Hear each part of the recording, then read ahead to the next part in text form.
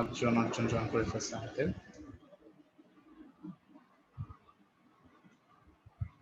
আচ্ছা, আজকে আমাদের টপিক বা এখন আমরা যে ক্লাসগুলো করবো সেই টপিকগুলো হবে ইন্ডাস্ট্রিয়াল অটোমেশন বা ইন্ডাস্ট্রিয়াল কন্ট্রোল সিস্টেমগুলো কি বা ঠিক আছে, আরও যদি আমরা স্পেসিফিক্যালি বলি যে ইন্ডাস্ট্রিয়াল পিএলসির তোমার বেসিক্স কিভাবে অ্যাকচুয়ালি এগুলো কাজ করে, ঠিক আছে, বা পিএলসি গুলো কিরকম দেখতে বা অ্যাকচুয়ালি কি পার্টস অ্যান্ড পার্সেস আছে পিএলসি গুলা, সেইগুলো নিয়ে আমরা আলোচনা করবো বা পিএলসি এর উপকারিতা অপকারিতাগুলো নিয়ে আমরা আলোচনা করব। আমার কথা কি তোমরা শুনতে পাচ্ছ সবাই? জি স্যার। আচ্ছা, আমার কথা শোনা যাচ্ছে না? জি স্যার, শোনা যাচ্ছে। আচ্ছা, ঠিক আছে। তো নরমালি ইন্ডাস্ট্রিয়াল অটোমেশনের একটা বড় অংশ জুড়ে আছে পিএলসি। পিএলসি কথাটা মানে হলো, তোমরা হয়তো অনেকেই জানো, যদি কেউ হয়তো পিএলসি নিয়ে কাজ করে থাকো, তো পিএলসি কথাটা মানে হলো প্রোগ্রামেবল লজিক কন্ট্রোলার। ঠিক আছে, যেটা হলো তোমার, আমি যদি সহজ ভাষায় বলি, তোমরা যেরকম মাইক্রো কন্ট্রোলার নিয়ে কাজ করো বা আরডুইনো নিয়ে কাজ করো, এইটারই ইন্ডাস্ট্রিয়াল ভার্সন। ইন্ডাস্ট্রিয়ালি তো আর মাইক্রো কন্ট্রোলার বা আরডুইনো নিয়ে কাজ করা যাবে না, যেহেতু এগুলো হবিস্টিক। আরডুইনো কিন্তু একটা হবিস্টিক তোমার পার্টস, যেটা হলো স্টুডেন্টরা তাদের প্রজেক্টের কাজে ব্যবহার করবে। কিন্তু ইন্ডাস্ট্রিয়ালি যখন জিনিসগুলোকে তোমার কমার্শিয়ালি চিন্তা করতে হবে, তখন কিন্তু আসলে তোমার কমার্শিয়াল ইকুইপমেন্ট দরকার। তো পিএলসি একটা কমার্শিয়াল ইকুইপমেন্ট, যেটাকে বলা হয় প্রোগ্রামেবল লজিক কন্ট্রোলার, এবং যেখানে আমরা প্রোগ্রামের মাধ্যমে আমাদের লজিকগুলো চিন্তা করি। সাপোজ অনেক আগে আমাদের যে ইন্ডাস্ট্রিগুলো ছিল সেগুলাতে যখন পিএলসি ছিল না, তখন কিন্তু কন্ট্রোল সিস্টেমগুলা তোমার ম্যাগনেটিক কন্ডাক্টর এবং রিলে সুইচ এর মাধ্যমে কন্ট্রোল করা হতো। ঠিক আছে, যেমন করে একটা লজিক হতে পারে যে আমি এই বাটনটা চাপ দিলে আমার ওই দুইটা মোটর অন হয়ে যাবে, তারপর ওই দুইটা মোটর 10 মিনিট চলবে, ঠিক আছে, তারপর বন্ধ হয়ে যাবে, তারপর আবার এই মোটরটা অন হবে। তো এই যে লজিকগুলা, এই লজিকগুলা কিন্তু বেসিক্যালি তোমার কি আগে ছিল ওয়্যার বা ম্যানুয়াল। কিন্তু যখনই পিএলসির আবির্ভাব হয়েছে, তখন এই যে বড় বড় কন্ট্রোল সিস্টেমগুলো যেগুলো ওয়্যার্ড দ্বারা কানেক্টেড, সেগুলো তোমার সফটওয়্যার বেসিসে চলে গেছে। তোমরা জানো এখন অনেক কিছুই কিন্তু আমাদের হার্ডওয়্যারে নেই, হার্ডওয়্যার থেকে কি সফটওয়্যার কনভার্ট হয়ে যাচ্ছে। সো পিএলসির কাজটা ওই রকম। স্যার, পিএলসির এই যে লজিকগুলা, যে কোন মেশিন আগে অন হবে বা কোনটা পরে অন হবে, বা এটা কতক্ষণ অন হবে বা কয়বার চলবে, এই প্রসেসটা কয়বার চলবে, ইন্ডাস্ট্রিতে কিন্তু প্রচুর এরকম লজিক লাগে। যে আমার যেমন একটা কনভেয়ার বেল্টে এটা কয়টা নেওয়ার পরে বন্ধ হবে বা কয়বার চলবে, ঠিক আছে, এই যে লজিকগুলা হিউম্যান লজিক, যেটা আমরা মানুষ সাধারণভাবে চিন্তা করি, সেগুলো কিন্তু আগে হলো ওয়্যার্ড বেসিসে করা হতো। কন্ট্রোল সিস্টেম গুলা তোমার তার কানেক্টেড থাকতো রিলে সুইচ এগুলো দিয়ে, এবং ওইভাবে কাজ করতে, কিন্তু ওই এত বড় কন্ট্রোল সিস্টেম কিন্তু ওগুলো কিন্তু রিলায়েবল না। কিন্তু এখন যদি তুমি কোনো কন্ট্রোল রুমে যাও, যে কোনো ইন্ডাস্ট্রি হোক বা ইভেন পাওয়ার প্ল্যান্ট গুলোতে কন্ট্রোল রুমে যাও, দেখবা যে সবকিছু খুবই নিট অ্যান্ড ক্লিন এবং সবকিছু পিএলসি দ্বারা কন্ট্রোল করা। কারণ কি? কারণ লজিকগুলো এখন আর ওয়্যার্ড নাই, হার্ডওয়্যারে নাই, লজিকগুলো হয়ে গেছে সফটওয়্যারে। তুমি যে লজিকগুলো চিন্তা করবে সেগুলো দিবে, তুমি ইনপুট দিবা সফটওয়্যারে, প্রোগ্রামিং করে দিবা, সেই প্রোগ্রামিং অনুযায়ী তোমার ইনপুট এবং আউটপুট নিয়ে কন্ট্রোল হবে। তো পিএলসি বা ইন্ডাস্ট্রিয়াল অটোমেশনের কাজই হলো এটা। আজকে আমরা স্যার স্ক্রিন দেখা যাচ্ছে না স্যার। স্ক্রিন দেখা যাচ্ছে না? আমি আমি এখন স্ক্রিন চেঞ্জ জি করি স্যার। নাই। না একটু মনে হয় শেয়ার করছেন কিন্তু এখন তো ব্ল্যাঙ্ক দেখা যাচ্ছে। তোমরা বাকিরা কি দেখতে পাচ্ছ না? স্যার দেখা যাচ্ছে, স্যার দেখা যাচ্ছে। হ্যাঁ, তাহলে তোমার হয়তো নেটওয়ার্কের প্রবলেম। আমি এখন স্ক্রিন চেঞ্জ করি নাই, আমি একটা ইনিশিয়াল একটা তোমাদের ব্রিফ দিচ্ছি। হ্যাঁ, তোমার ইন্ডাস্ট্রিয়াল অটোমেশন বেসিক্যালি আসতেই হলো এই কারণে যে স্যার এই ওয়্যার্ড কানেকশন গুলো থেকে যাতে রিলায়েবল সিস্টেমে আমরা পেতে পারি। ঠিক আছে, তো ওই ক্ষেত্রে ইন্ডাস্ট্রিয়াল অটোমেশনের একটা বড় কম্পোনেন্ট হলো তোমার পিএলসি।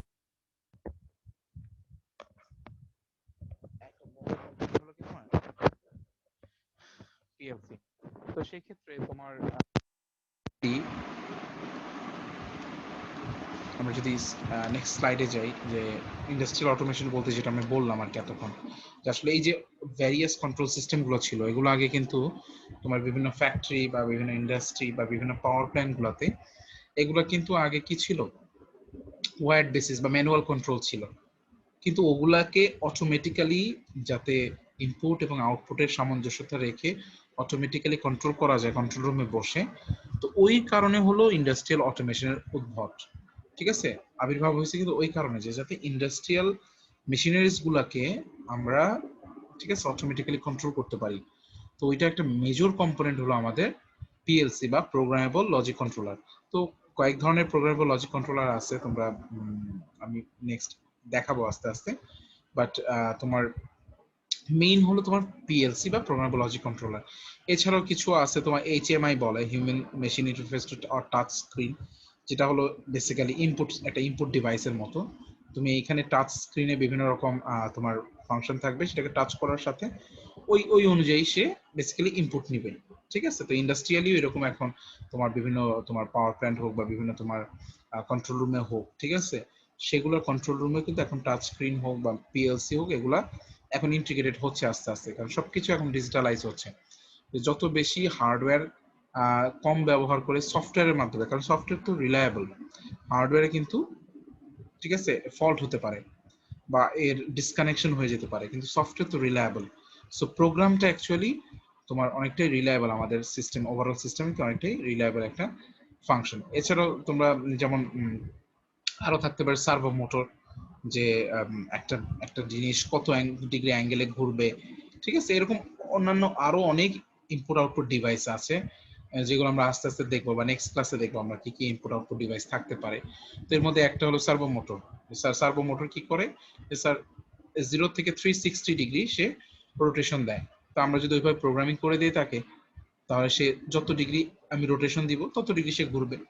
সার্ভো মোটর আমি যে কোনো জায়গায় লাগাতে পারি, যেটা হলো যেখানে মনে করি যে আমার একটা পাতকে এত ডিগ্রি উঠানো দরকার, 30 ডিগ্রি উঠানো দরকার, সো সার্ভো মোটর ব্যবহার করলে সার্ভো মোটর 30 ডিগ্রি তাকে রোটেট করে দিবে। তো এরকম সার্ভো মোটরও ইন্ডাস্ট্রিয়াল অটোমেশনের একটা ডিভাইস। এছাড়াও আছে ভিএফডি, যেটাতে আমরা ইন্ডাস্ট্রিয়াল মোটরগুলোকে কন্ট্রোল করতে পারবো। ঠিক আছে, ফ্রিকোয়েন্সিকে চেঞ্জ করে আমরা ইন্ডাস্ট্রিয়াল মোটরগুলোকে কন্ট্রোল করতে পারবো। এছাড়া মাইক্রো কন্ট্রোলার খুবই কম ব্যবহার করা হয় বেসিক্যালি, যে কারণ মাইক্রো কন্ট্রোলারের কাজটাই যেটা, সেটাই হলো তোমার কি অ্যাকচুয়ালি পিএলসি করে থাকে। তো নরমালি যদি আমরা পিএলসির সংজ্ঞাতে যাই, যে স্যার আসলে পিএলসি বলতে আমরা কি বুঝি, ঠিক আছে, পিএলসি হলো প্রোগ্রামেবল লজিক কন্ট্রোলার, যেটা ইন্ডাস্ট্রিয়াল কন্ট্রোল সিস্টেম একটা, যেটা ইন্ডাস্ট্রিয়ালি অ্যাপ্লিকেবল। তোমাদের আবারও বলতেছি যে স্যার আমরা যেসব মাইক্রো কন্ট্রোলার ব্যবহার করি বা মাইক্রো কন্ট্রোলার আমরা জানি, মাইক্রো কন্ট্রোলার বা ইভেন আরডিনো তো one kind of micro controller. তো ওগুলার যে ফাংশন, আমাদের পিএলসির ফাংশনও সেম, পিএলসির ফাংশনও সেম, তোমরা একটু পরে দেখলেই বুঝবা। কিন্তু পার্থক্যটা হচ্ছে ওইখানে যে ওগুলো হলো হবিস্টিক প্রজেক্ট বা স্মল স্কেল অ্যাপ্লিকেশনের জন্য, স্মল স্কেলের জন্য। কিন্তু যখনই তুমি ইন্ডাস্ট্রিয়ালি কমার্শিয়াল অ্যাপ্লিকেশন করবা, কারণ ইন্ডাস্ট্রিয়াল যেসব বড় বড় মোটরগুলো আছে বা নানান রকম সেন্সর গুলো আছে, ওগুলোর জন্য যখন তুমি অ্যাপ্লাই করবা বা অ্যাপ্লিকেশন যখন করতে যাবা, তখন তোমাকে বেসিক্যালি এই প্রোগ্রামেবল লজিক কন্ট্রোলার বা কমার্শিয়াল মাইক্রো কন্ট্রোলার ব্যবহার করতে হবে। ঠিক আছে, যেটা অ্যাকচুয়ালি কি করে, এই পিএলসির সাথে কিছু ইনপুট সেকশন কানেক্টেড থাকে, ইনপুট সেকশনের মধ্যে হতে পারে বিভিন্ন সেন্সর গুলো কানেক্টেড থাকে, আর আউটপুট সেকশনের সাথে বিভিন্ন মোটর ডিভাইস, যেগুলো অ্যাকচুয়ালি আমাদের আউটপুট দেয় ইন্ডাস্ট্রিয়ালি, সেগুলো আমাদের কানেক্টেড থাকে। তো তোমার পিএলসি যেটা বললাম যে স্যার পিএলসি কিন্তু কাইন্ড অফ মাইক্রো কন্ট্রোলার, যেটা হলো ইন্ডাস্ট্রিয়াল অ্যাপ্লিকেশনের জন্য, ইন্ডাস্ট্রিয়াল কন্ট্রোল সিস্টেম। ঠিক আছে, যেটা তোমার ইনপুট, যার কিছু সেকশন থাকবে, ইনপুট সেকশন আছে যেখানে বিভিন্ন ইনপুট সেন্সর গুলা বা ইনপুট সুইচ গুলা থাকবে, আর আরেকটা সেকশন থাকে হলো আউটপুট সেকশন, যেখানে হলো তার মোটর হতে পারে, রিলে হতে পারে, টাইমার হতে পারে। ঠিক আছে, এই ডিভাইসগুলা তার আউটপুট সেকশনে কানেক্ট করা থাকবে। তো কেন আমরা পিএলসি আসলে কোথায় কোথায় ব্যবহার করা হয়, তো নর্মালি আমি অলরেডি তোমাদের মানে কিছুটা ধারণা দিচ্ছি যে আসলে সকল প্রকার ফ্যাক্টরিগুলোতে, অটোমেটেড ফ্যাক্টরিগুলোতে, ঠিক আছে, প্রায় সব জায়গায় পিএলসি ব্যবহার আছে।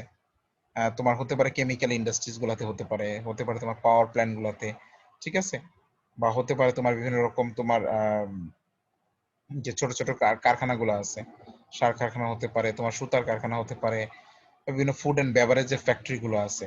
ঠিক আছে, কারণ ওখানে বেশি দরকার, ওখানে অনেক বেশি কমান্ড আছে যে বোতলটা এত ডিগ্রি ঘুরবে, তারপর এই বোতলটা 10টা বোতল হয়ে গেলে তারপর আমার একটা প্যাকেট করবে। এই যে অটোমেটেড যে সিস্টেম গুলো, তোমার প্রসেস সিস্টেম, এক একটা প্রসেস, এই প্রসেসগুলো কিন্তু এক একটা তোমার লজিক ক্যারি করে যে আমার এতগুলা, এই মোটরটা 10 সেকেন্ড ঘুরবে, তারপরে এই মোটরটা 10 সেকেন্ড ঘুরবে, কারণ ইন্ডাস্ট্রিয়ালি বিভিন্ন অপারেশন মানে কিন্তু মোটর, মেকানিক্যাল তুমি যে কোনো কিছু করতে যাবা সবই কিন্তু মোটরাইজ সিস্টেম।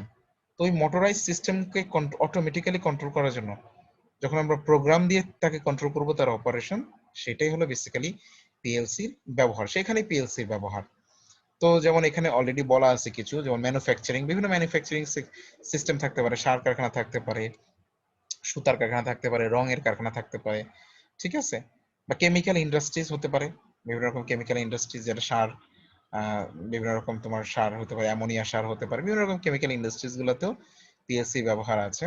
ফুড বেভারেজ, যেটা আমি বললাম যে বিভিন্ন রকম ফুডের ইন্ডাস্ট্রি আছে, প্রাণা রেফেল বা বিভিন্ন রকম ফুডের ইন্ডাস্ট্রি, আকিজ গ্রুপ। তো ওইসব ফুড ইন্ডাস্ট্রি গুলা, বিভিন্ন পার্টিকুলার ফুড গুলা কিন্তু সবই কিন্তু অটোমেটেড সিস্টেম। তো ওই সিস্টেম গুলা কিন্তু অটোমেটিক্যালি করার জন্য আমার পিএলসির ব্যাপক ব্যবহার আছে। তারপর আছে পাওয়ার প্ল্যান্ট, আমাদের যে পাওয়ার প্ল্যান্টের গুলা, যে পাওয়ার প্ল্যান্টের বিভিন্ন অপারেশন গুলা, এখন এইগুলা কিন্তু তোমার পিএলসির আন্ডারে চলে আসছে, ঠিক আছে, স্কাডার আন্ডারে চলে আসছে। তো এরকম রেলওয়ে, শিপ, জাহাজ, রেলওয়ে সবগুলাতে মোটামুটি মোট কথা যেখানে আমার অটোমেশন প্রয়োজন, কমার্শিয়ালি অটোমেশন, সেখানে পিএলসি একটা খুবই পরিচিত নাম। বুঝতে পারছো, মানে যেখানে আমার অটোমেশন দরকার, যেখানে আমার ইনপুট আউটপুট লজিক থাকবে, যেখানে আমার অটোমেশন দরকার, সেখানে আমার পিএলসি একটা খুবই পরিচিত নাম। আচ্ছা, এখন কেন আমি পিএলসি ব্যবহার করব, যদি এটা আমরা বলি যে স্যার পিএলসি তাহলে ব্যবহার করে লাভ কি? প্রথম কথা বলতেছে যে টু রিডিউস হিউম্যান এফোর্ট। মনে করো একটা জিনিস তোমার আগে ছিল ম্যানুয়াল, সাপোজ যে এই ডিভাইসটা আমাকে 10 মিনিট পর পর অন করে দিতে হবে, ঠিক আছে, প্রতি 10 মিনিট পর পর আমার একটা মোটর অন করে দিতে হবে। এই যে 10 মিনিট পর পর অন করে দিব, এটা কিন্তু আগে হিউম্যান ম্যানুয়ালি সুইচ দিয়ে করা হতো। কিন্তু যখনই আমরা একটা টাইমার ব্যবহার করব এবং ওই মোটরটা পিএলসি এর আউটপুটের সাথে কানেক্ট করব, ঠিক আছে, এবং একটা টাইমারের সাথে সেট করে দিব, তো টাইমারটা অটোমেটিক্যালি, পিএলসি টাইমারটা কি করতে হবে, পিএলসি ভিতর টাইমার থাকে, কাউন্টার থাকে, তো টাইমারটা অটোমেটিক্যালি টাইম কাউন্ট করবে, এক্সাক্ট 10 মিনিট পরেই সে এই মোটরটাকে অন করে দিবে পিএলসি। আবার এটা হয়তো 10 মিনিট চালু রইলো, 10 মিনিট পর আবার সেটা অফ হয়ে যাবে, আবার 10 মিনিট পর অন। তো এই যে অন অফ, এই যে সিস্টেমগুলা, এই যে প্রসেসগুলা, এগুলা কিন্তু যদি হিউম্যান মানুষ দ্বারা আমরা করতে যাই, তাহলে কিন্তু অনেক টাইম কনজিউমিং এবং হিউম্যান কিন্তু অনেক এফোর্টস দরকার। কিন্তু আমরা কিন্তু খুব ইজিলি পিএলসি ব্যবহার করে, ঠিক আছে, যেহেতু এটা অটোমেটিক্যালি প্রোগ্রামের মাধ্যমে চলাফেরা, মানে সবকিছুকে রান করে, তো সেই কারণে আমরা ইজিলি হিউম্যান এফোর্টটাকে কি কমাতে পারি। তো এছাড়া আমরা এর পাশাপাশি আমাদের সিস্টেমের ইফিসিয়েন্সি কিন্তু বেড়ে যাবে, ঠিক আছে, কারণ আমরা আমাদের যে অটোমেটিক্যালি যখন আমরা সবকিছুই সিস্টেম করব, সব সবকিছু কিন্তু কোনো ডিলে টাইম থাকবে না, ঠিক আছে, অটোমেটিক্যালি যখন একটার পর একটা চলবে, তখন কিন্তু ওভারঅল প্ল্যান্টের প্রসেসটা কিন্তু অনেক স্মুথ হয়ে যাবে, সো ইফিসিয়েন্সিটা আমরা ম্যাক্সিমাম পাবো। এছাড়া দেখো আরেকটা কথা বলছে যে to reduce the complex circuitry of entire system, যে তোমার আগে কন্ট্রোল সিস্টেম গুলা তোমার ওয়্যার্ড বেসিস থাকতো, তার দিয়ে কানেক্ট করা থাকতো, যেমন তোমার বিভিন্ন রিলেস থাকতো, সুইচ থাকতো, ম্যাগনেটিক কন্ডাক্টর থাকতো। তো এইগুলো ইউজ করে না, তোমার আগে তার দিয়ে সার্কিট ইউজ করে আমার নর্মালি কন্ট্রোল সিস্টেম তোমার তৈরি করা হতো। যে মনে করো যে প্রথমে এই মোটরটা চলবে, এই মোটরটা বন্ধ হওয়ার আগ পর্যন্ত ওই মোটরটা চলতে পারবে না, তারপর এই দুইটা মোটর কখনো একসাথে চলতে পারবে না। এই যে লজিক গুলা, এগুলা কি করা হয়তো, মোটরকে তোমার বিভিন্ন মোটর থেকে বিভিন্ন তোমার কন্ট্রোল তার বের করে রিলের মাধ্যমে ম্যাগনেটিক কন্ডাক্টরের মাধ্যমে আগে কন্ট্রোল সিস্টেমগুলো তৈরি করা হতো। তবে এই ক্ষেত্রে প্রচুর তোমার সার্কিটরি এবং কমপ্লেক্স সার্কিটরি, কিন্তু কারণ ইন্ডাস্ট্রিতে বা বিভিন্ন ফ্যাক্টরিতে কিন্তু একটা দুটো মোটর থাকে না, অনেকগুলো মোটর থাকতে পারে। তো ওই ক্ষেত্রে এই কমপ্লেক্স সার্কিটরি কিন্তু যখনই আমরা এই ফিজিক্যাল হার্ডওয়্যারকে, যখন এই লজিকগুলোকে যখন আমরা প্রোগ্রামের মাধ্যমে ব্যবহার করব, ঠিক আছে, যখন আমরা প্রোগ্রামের মাধ্যমে ব্যবহার করব তখন কিন্তু এই কমপ্লেক্স সার্কিটরি আর থাকবে না সিস্টেমের মধ্যে। কারণ কি, তখন মোটরটা শুধুমাত্র পিএলসির সাথে কানেক্ট থাকবে, ঠিক আছে, এবং সেন্সরগুলো পিএলসির সাথে কানেক্ট থাকবে। এবং পিএলসির ভিতরে বেসিক্যালি ওই যে লজিকগুলো আমরা তার দিয়ে কানেক্ট করতাম, সেগুলো এখন আমার কি, সেগুলোকে আমি প্রোগ্রামের মাধ্যমে লিখে দিব। কারণ প্রোগ্রামের মাধ্যমেই ইনপুট আউটপুট কি সেটা আমরা লিখে দেবো। এটা তাহলে কি আমার আর আগের মতো কমপ্লেক্স সার্কিটরি রইল না। ঠিক আছে, এছাড়াও যেটা বললো যে এই যে যখন আমাদের সার্কিটরি থাকবে না, যখন আমরা সফটওয়্যার দিয়ে কন্ট্রোল করব, তখন আমাদের যে রিলে কন্ট্রোল সিস্টেম, যেটা আমি বললাম যে তোমার এই অনেক যতগুলা ডিভাইস আছে ততগুলা রিলে ইউজ করে, ততগুলা ম্যাগনেটিক কন্ট্রাক্টর ব্যবহার করে আমাদের যে কন্ট্রোল সিস্টেম তৈরি করা হতো, তাহলে সেগুলো কিন্তু আমাদের প্রয়োজন নেই। সো আলটিমেটলি এই বেসিসে যে কস্টটা ছিল সেটাও কিন্তু আমাদের আলটিমেটলি সিস্টেম থেকে বা ওভারঅল প্রসেস থেকে কি এলিমিনেট হয়ে যাবে। তো এইসব কারণগুলোতে পিএলসি অনেক বেশি জনপ্রিয়, দিন দিন অনেক বেশি জনপ্রিয়। এখন মোটামুটি সব জায়গায় পিএলসির ব্যবহার অনেক বেশি। কিছু অ্যাডভান্টেজ আছে, অ্যাডভান্টেজ গুলো পড়লে তোমরা ইজিলি বুঝতে পারবা। যেমন রিলায়েবল, যেটা আমি বললাম যে যখনই হার্ডওয়্যার সিস্টেম থেকে তুমি যখন তোমার সফটওয়্যার সিস্টেমে চলে যাচ্ছ, তো সফটওয়্যার তো আসলে মানে ক্র্যাশ, আলটিমেটলি যদি মানে সফটওয়্যার ক্র্যাশ না করে বা তোমার ডিভাইস যদি নষ্ট না হয়ে যায়, ততক্ষণ পর্যন্ত কিন্তু সফটওয়্যার লজিকে কোনো চেঞ্জ আসবে না। ঠিক আছে, এটা খুবই রিলায়েবল। কিন্তু হার্ডওয়্যার কানেকশন গুলাতে, ফিজিক্যাল কানেকশন গুলাতে কিন্তু কি হতে পারে, যখন তখন একটা কানেকশন ডিসকানেক্ট হয়ে যেতে পারে বা ইভেন একটা তোমার ফল্ট হয়ে যেতে পারে।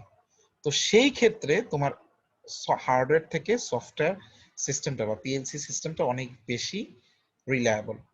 তারপর বলছে দেখো যে হ্যাঁ, সবচেয়ে মজার ব্যাপার হলো বলছে যে flexibility in programming and reprogramming. তো যেহেতু এটা প্রোগ্রামিং এর মাধ্যমে তোমার এই লজিক গুলো তৈরি করা হয়, তাহলে কি তুমি তুমি যখন একবার প্রোগ্রাম করলা, যখন তোমার সিস্টেমে আরো তুমি মোটর বা আরো অন্যান্য ডিভাইস তুমি অ্যাড করলা তোমার ফ্যাক্টরিতে, তখন কিন্তু ইচ্ছা করলে তখন তুমি আবার প্রোগ্রামকে অ্যাড করতে পারবা বা চেঞ্জ করতে পারবা, যেহেতু এটা তোমার সফটওয়্যার বেসিসে। কিন্তু যখন তুমি একবার ফিজিক্যালি কানেক্ট করে ফেলবা, সেই ক্ষেত্রে কিন্তু তোমার ওইটা চেঞ্জ করা কিন্তু অনেক ডিফিকাল্ট। ঠিক আছে, কিন্তু যখন তুমি সফটওয়্যার মাধ্যমে মানে কন্ট্রোল করবা, বা পিএলসি যেহেতু সফটওয়্যার মাধ্যমে কন্ট্রোলড হয়, সো ওই প্রোগ্রামটাকে শুধু তোমাকে মডিফাই করলে কিন্তু তোমার ওভারঅল সিস্টেমের কোনো চেঞ্জ করা লাগতেছে না। ক্লিয়ার? তারপর বলছে দেখো cost effective for controlling complex system, যেটা আমি আগেই বললাম যে আসলে স্যার ওভারঅল যে তোমার কস্টিংটা কমে যাচ্ছে, কারণ এটা যেহেতু software basis control, so physical যে ডিভাইসগুলো আমার লাগতো আগে কন্ট্রোল সিস্টেমে, সেগুলো এখন আর আমার লাগছে না। এছাড়াও তোমার এটা সাইজ ওয়াইজ কিন্তু খুবই ছোট, পিএলসি আকারে খুবই ছোট। ঠিক আছে, জাস্ট হলো তোমার শুধু পিএলসি বক্সটা ইউজ করতে হয়, আর তোমার ইনপুট আউটপুট তার এসে কানেক্ট হয়। সো সাইজ ওয়াইজ কিন্তু ফিজিক্যালি কিন্তু খুবই ছোট। সো আগে যেমন তোমার বিশাল কন্ট্রোল বোর্ড থাকতো, কন্ট্রোল সার্কিট থাকতো, সেটা কিন্তু এখন খুব ছোট আকারে চলে আসতেছে। ঠিক আছে, তারপর বলছে যে হাই স্পিড অফ অপারেশন, যেহেতু পিএলসি তোমার সফটওয়্যার মাধ্যমে কন্ট্রোল হয়, সো তোমার ডিলেটাও তো নাই। ঠিক আছে, খুব ফাস্টলি অপারেট করে। ঠিক আছে, যেহেতু সার্কিটের একটা ডিলে থাকে, সার্কিটে কারেন্ট ফ্লো হওয়া, সার্কিটে কিন্তু একটা ডিলে আছে প্রত্যেকটা সার্কিটেরই। তো সার্কিট যত বড় হবে তার ডিলে অপারেশন প্রপাগেশন টাইম তত বেশি হবে। কিন্তু যেহেতু এটা সফটওয়্যার বেসিস কন্ট্রোল, তো তোমরা জানো যে আমরা যদি এই প্রসেসর যত বেশি পাওয়ারফুল হবে, ঠিক আছে, তত বেশি এর প্রসেসিং টাইম তত কমে আসবে। তো এটার অপারেশনটা কিন্তু বুঝছো অনেক কম। তারপর ডেফিনেটলি পিএলসি কে তুমি কম্পিউটার সিস্টেমের মাধ্যমে কন্ট্রোল করতে পারবা। ঠিক আছে, ইজিলি তুমি কম্পিউটার সিস্টেমের সাথে কানেক্ট করে তুমি ইজিলি কম্পিউটারের মাধ্যমে এটা কন্ট্রোল করতে পারবা। এখন বর্তমানে পিএলসির সাথে কম্পিউটারে স্ক্যাডা সিস্টেম নামে একটা নতুন টপিক আসছে।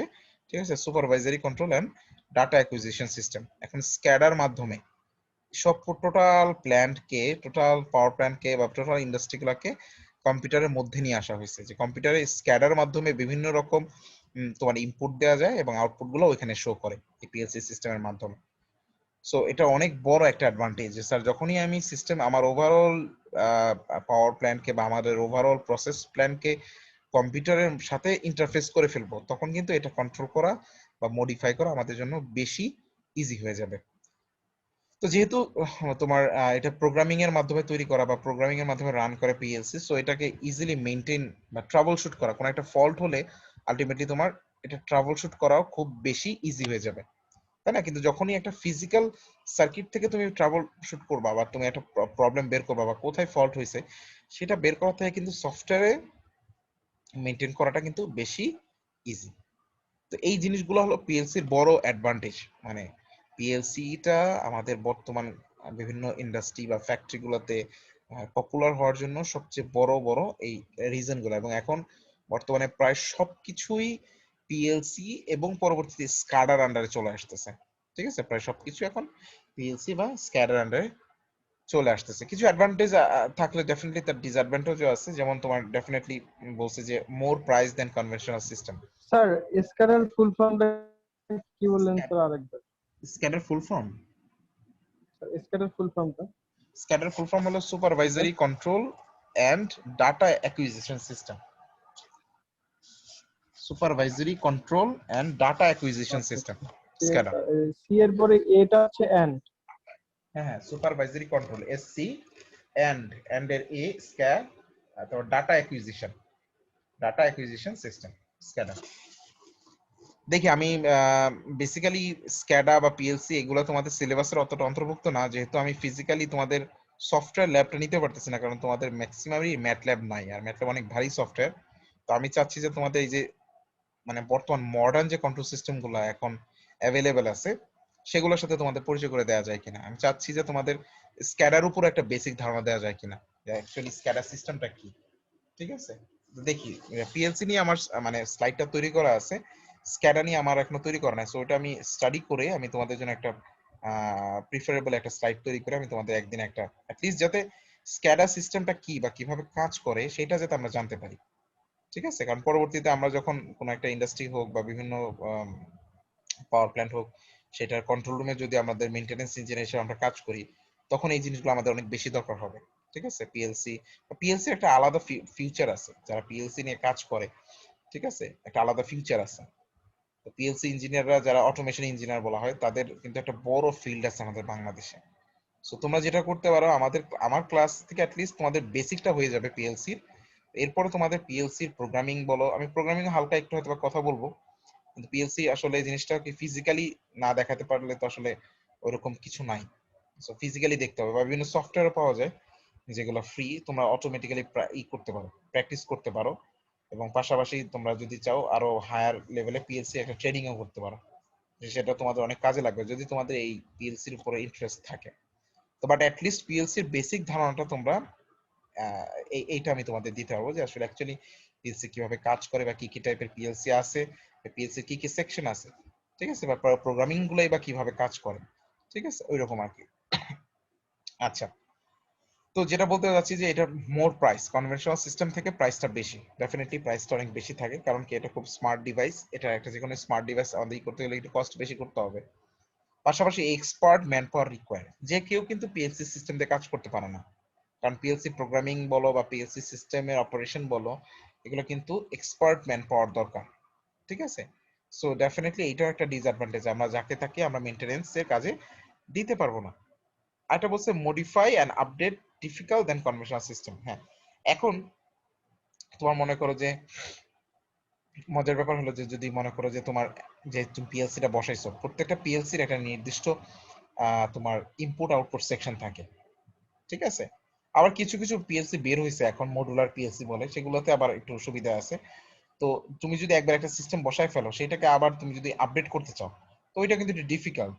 ঠিক আছে, কনভেনশনাল সিস্টেমে হয়তো তোমার তোমার কি বলে, তুমি চেঞ্জ করলা, চেঞ্জ করার পরেও বাট পিএলসি একবার একটা সেটআপ করে ফেলছো, তখন ওইটাকে আবার নতুন করে তুমি যদি আপডেট করতে চাও, ডেফিনেটলি এটা একটা কস্ট ইফেক্টিভও কিন্তু মানে না কিন্তু, কারণ পিএলসি কিন্তু যথেষ্ট কস্টলি একটা ডিভাইস। এটা মনে করো ছোট একটা ক্ষুদ্র একটা ছোট ইয়ে তোমার মিনি পিএলসি যেগুলা, ওগুলার প্রাইসও তোমার 50-60 হাজার টাকার মতো পড়ে যায়। ঠিক আছে, তো যথেষ্ট কস্টলি একটা কন্ট্রোলার ডিভাইস। তো ডিসঅ্যাডভান্টেজ খুবই কম বলতে গেলে, কস্টটা আর এই জিনিসটা ছাড়া, বাট তোমার অ্যাডভান্টেজ অনেক বেশি আছে, অনেক বেশি অ্যাডভান্টেজ আছে। তো বিভিন্ন দেশের বিভিন্ন রকমের পিএলসি কোম্পানি আছে, এবং মজার ব্যাপার হলো যে আমাদের ল্যাবেও একটা পিএলসি আছে, সেটা হলো Allen Bradley PLC, Allen Bradley, American যে অ্যালেন ব্র্যাডলি। কিন্তু মজার ব্যাপার হলো প্রত্যেকটা পিএলসি যখন তুমি কোনো কোম্পানি থেকে কিনবা, প্রত্যেকটা পিএলসির আলাদা আলাদা সফটওয়্যার। কোনো পার্টিকুলার সফটওয়্যার ফিক্সড না, প্রত্যেকটা কোম্পানি তাদের আলাদা আলাদা সফটওয়্যার তৈরি করে। বুঝতে পারছো? যে যদি আমি মানে আমি যদি মনে করো অ্যালেন ব্র্যাডলি থেকে পিএলসি কিনি, তাহলে অ্যালেন ব্র্যাডলি একটা আলাদা সফটওয়্যার দিয়ে দিবে। বা যদি আমি সিমেন্স থেকে পিএলসি কিনি, তো সিমেন্সের আলাদা সফটওয়্যার, লোগো সফট নামে আলাদা সফটওয়্যার আছে। তো যেই পিএলসি তুমি কিনবা তাদের নিজস্ব সফটওয়্যার এবং নিজস্ব ম্যানুয়াল থাকে। সো এর জন্য মজার ব্যাপার হলো যে তোমার বেশিরভাগ ক্ষেত্রে তোমার অ্যালেন ব্র্যাডলি, সিমেন্স, তোশিবা এই পিএলসি গুলো সবচেয়ে বেশি, অমরন এই পিএলসি গুলাই বেশি ব্যবহার হয়। তো তুমি যদি মোটামুটি একটার উপরে আইডিয়া নিতে পারো, তো বাকিগুলাও খুব বেশি মেজর চেঞ্জ থাকে না। প্রোগ্রামিং এরও আবার কয়েক ধরনের আছে, ঠিক আছে? তোমার ল্যাডার ডায়াগ্রাম আছে, টেক্সট প্রোগ্রামিং আছে, ঠিক আছে? তো প্রোগ্রামিংও কয়েক ধরনের আছে, বাট সবচেয়ে পপুলার প্রোগ্রামিং হলো ল্যাডার ডায়াগ্রাম। আমি দেখি ছোট্ট একটা প্রোগ্রাম তোমাদের নেক্সট ক্লাসে দেখাতে পারি। তো যেটা বলার উদ্দেশ্য হলো যে তোমার যেই পিএলসিটা তুমি ব্যবহার করো তার জন্য ডেডিকেটেড সফটওয়্যার সেই কোম্পানি কিন্তু দিয়ে রাখে। সো তুমি এক সফটওয়্যার দিয়ে আরেকটা পিএলসি তুমি কখনোই রান করতে পারবে না, কারণ কি ওই সফটওয়্যারের সাথে ওই পিএলসির একটা আলাদা কানেক্ট করে দেয়া আছে, ঠিক আছে? সো ওই সফটওয়্যার থেকে বেসিক্যালি সে ইনপুটটা নিতে পারবে। তুমি যে প্রোগ্রামটা করবা সে অ্যাকচুয়ালি ওই সফটওয়্যার থেকেই তার প্রোগ্রামটা ওই পিএলসি তে আপলোড হবে। সো ওই কারণে তোমার পিএলসি কিন্তু অ্যাকচুয়ালি কস্ট যতটা না, হার্ডওয়্যার সফটওয়্যারটা কিন্তু অনেক বেশি কস্টলি।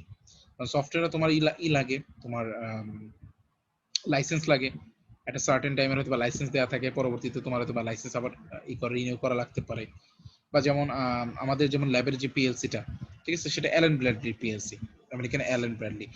আর পপুলার মধ্যে হলো যে সবচেয়ে অ্যাভেলেবল হলো তোমার সিমেন্সের পিএলসি গুলো সবচেয়ে বেশি অ্যাভেলেবল, ঠিক আছে? আমাদের তোমাদের মাজেদ স্যারের একটা সিমেন্সের পিএলসি ছিল, সেটা আমি একদিন ব্যবহার করছিলাম আর কি, সেটা আমি একদিন ল্যাবে নিয়ে আসছিলাম।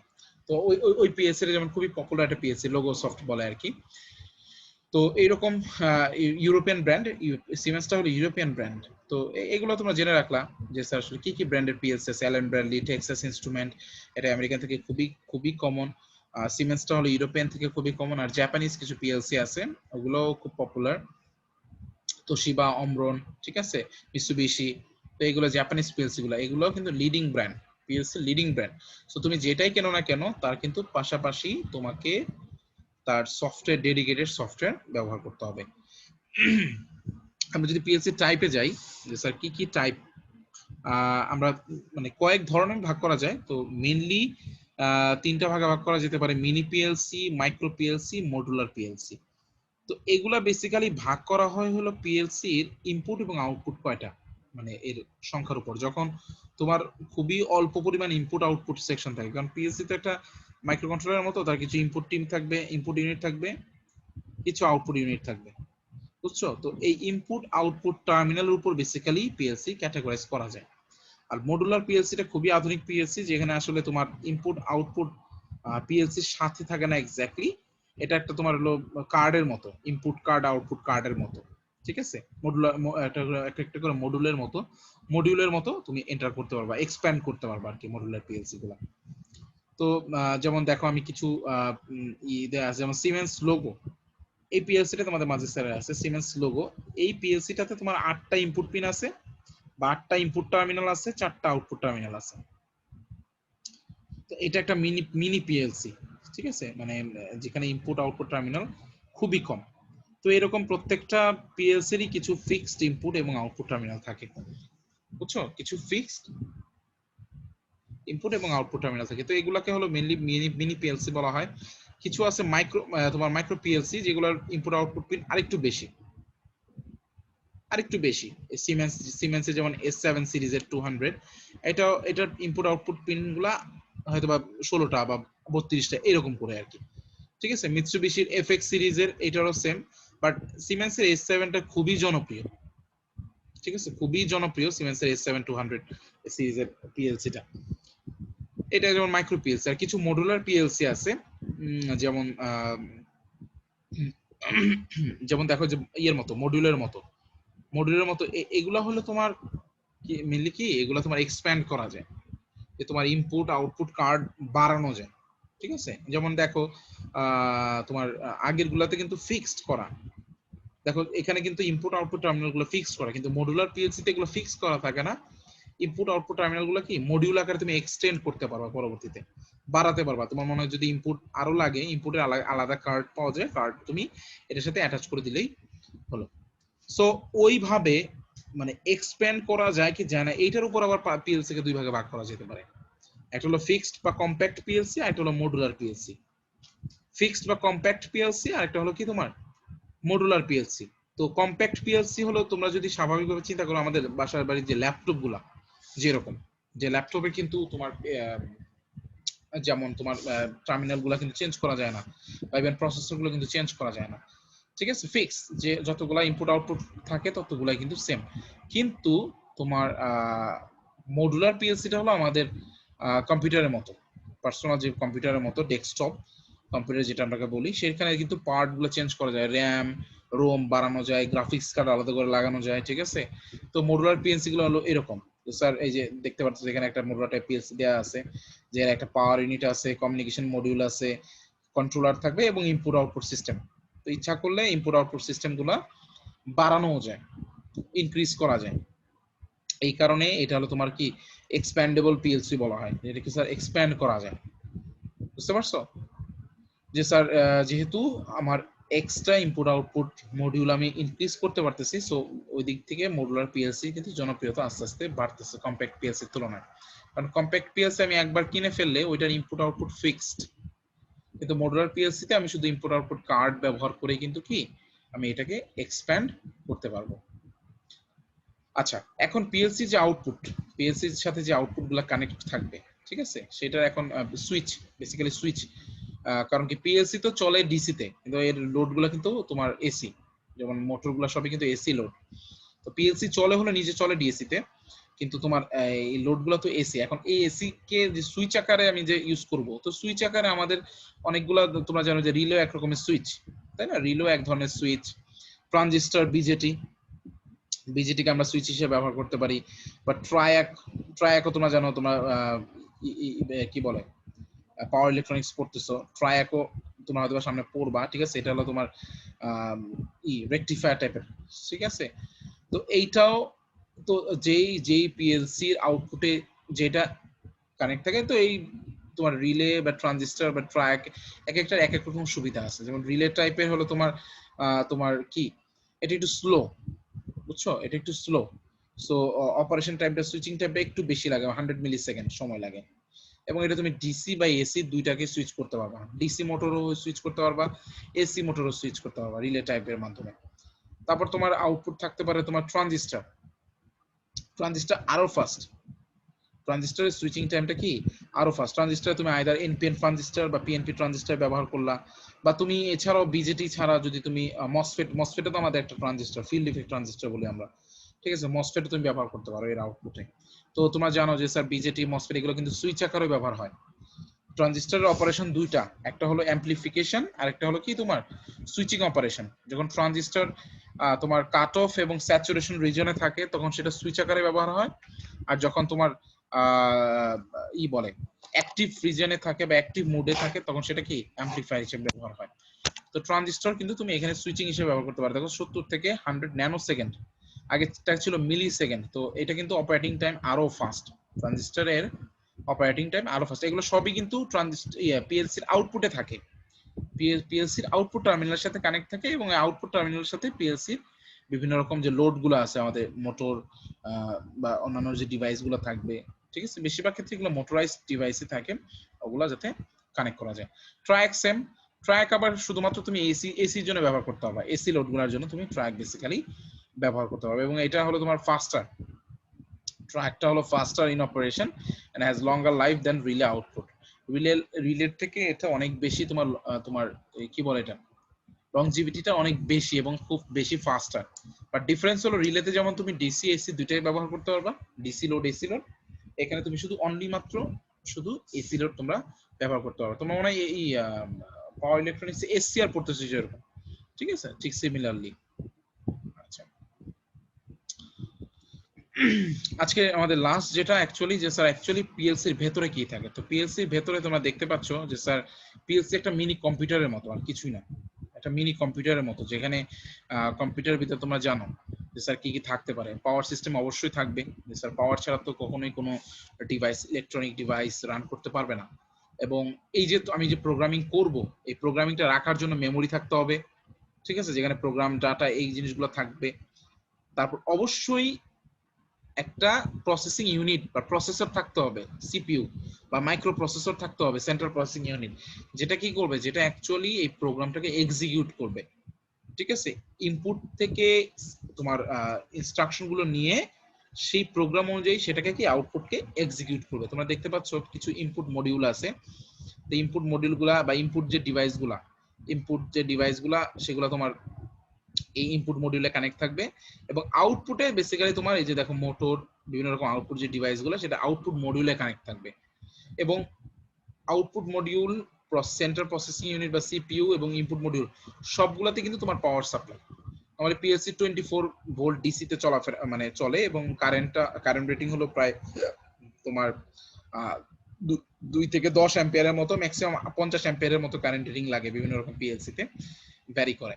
আর একটা কম্পিউটার লাগে তোমার প্রোগ্রামিং ডিভাইস, যেখানে স্যার তোমার প্রোগ্রামিং সফটওয়্যারটা থাকবে। সেই সফটওয়্যারের মাধ্যমে একটা ডেডিকেটেড কেবল আছে, কেবলটা দিয়ে পিএলসির সাথে কানেক্ট করা থাকে। তো এই ডেডিকেটেড পিএলসি কেবলটা দিয়ে বেসিক্যালি তোমার প্রোগ্রামটা অ্যাকচুয়ালি কি পিএলসি তে আপলোড করা হয়। তো মেজর যে কম্পোনেন্ট সেটা হলো একবারেই তোমার যেরকম নরমালি আমাদের কম্পিউটারে থাকে, যে স্যার পাওয়ার সাপ্লাই ডেফিনেটলি থাকবে, সেন্ট্রাল প্রসেসিং ইউনিট বা সিপিইউ থাকবে, আমার মেমোরি থাকবে, যে কারণে নাহলে প্রোগ্রামটা আমি কোথায় সঞ্চয় করব। প্লাস হলো তোমার ইনপুট আউট মডিউল এবং কি তোমার আউটপুট মডিউল থাকতে হবে, এবং ফাইনালি অবশ্যই আমার একটা প্রোগ্রামিং ডিভাইস থাকবে। ক্লিয়ার? তো এই হলো তোমার পিএলসির হলো বেসিক ব্লক ডায়াগ্রাম, তোমার পিএলসির ভিতরে কি কি থাকে। তো আজকে আমাদের এই পর্যন্তই। নেক্সট ক্লাসে আমরা আলোচনা করব স্যার কি কি ইনপুট মডিউল আছে, আউটপুট মডিউল আছে, কিভাবে প্রোগ্রামিং ল্যাঙ্গুয়েজগুলো, কয়টা প্রোগ্রামিং ল্যাঙ্গুয়েজ আছে, সেগুলো কিভাবে কাজ করে, বা এর পাওয়ার সাপ্লাই নিয়ে, ঠিক আছে, আমরা নেক্সট ক্লাসে ওগুলো নিয়ে আলোচনা করব।